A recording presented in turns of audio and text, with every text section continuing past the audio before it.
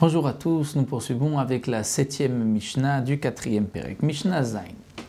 La Mishnah va nous parler des obligations d'un homme, même si elles ne sont pas précisées dans la Ketouba. Lorsqu'un homme se marie, il s'engage généralement par la Ketouba, sous la Choupa, sous le dénuptial, à toute une série d'engagements vis-à-vis de sa femme. Certains engagements, c'est tant qu'ils sont mariés, d'autres, c'est s'ils se séparent ou s'ils décèdent. La Mishnah nous dit « Lo katav la ktuba » dans le cas où un homme n'a pas écrit de ktuba sous la choupa. La choupa s'est faite avec les sheva brachot, mais la ktuba n'a pas été écrite. Ce n'est pas grave, nous dit la Gemara, la Mishnah. Betula gova mataim, en cas de divorce, si elle était donc vierge au moment de son mariage, c'était un premier mariage, elle recevra les 200 zouz. Et la almana, si elle était veuve, mané, elle recevra 100 zouz. Pourquoi? Mipnei sheutnai beddin. Dire que l'obligation de Ktuba, c'est une obligation du beddin, une condition du beddin. Même si la Ktuba n'a pas été marquée, un homme est engagé par cette condition, par le beddin, même si ça n'a pas été marqué.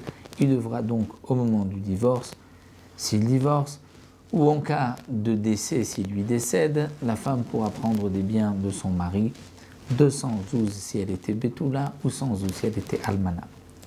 La Mishnah poursuit nous dit Katav la sade shave mane tachat mataim zouz.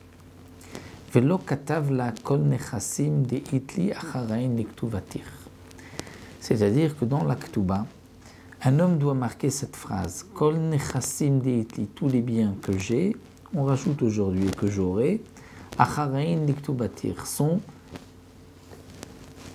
la garantie du montant de ta ktuba, c'est-à-dire c'est comme s'il va hypothéquer tous ses biens pour la ktuba. Un homme, normalement, doit hypothéquer tous ses biens pour la ktuba. Et même si, par la suite, il vendra tel ou tel bien, la femme pourra ensuite récupérer, en cas de divorce ou de décès du mari, le bien de ceux qui l'ont acheté.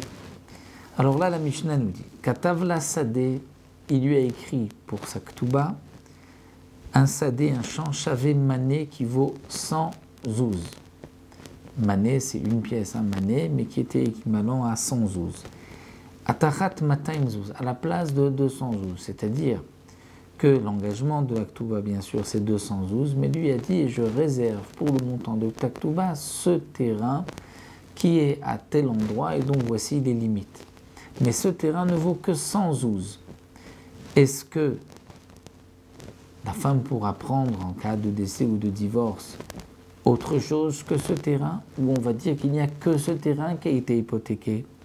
Mais là, Velo Katavla, il n'a pas écrit Kol Nechassim de Itli Aren Tuater, tous les biens que j'ai seront hypothéqués pour ta ktuba, et bien malgré tout Chayav.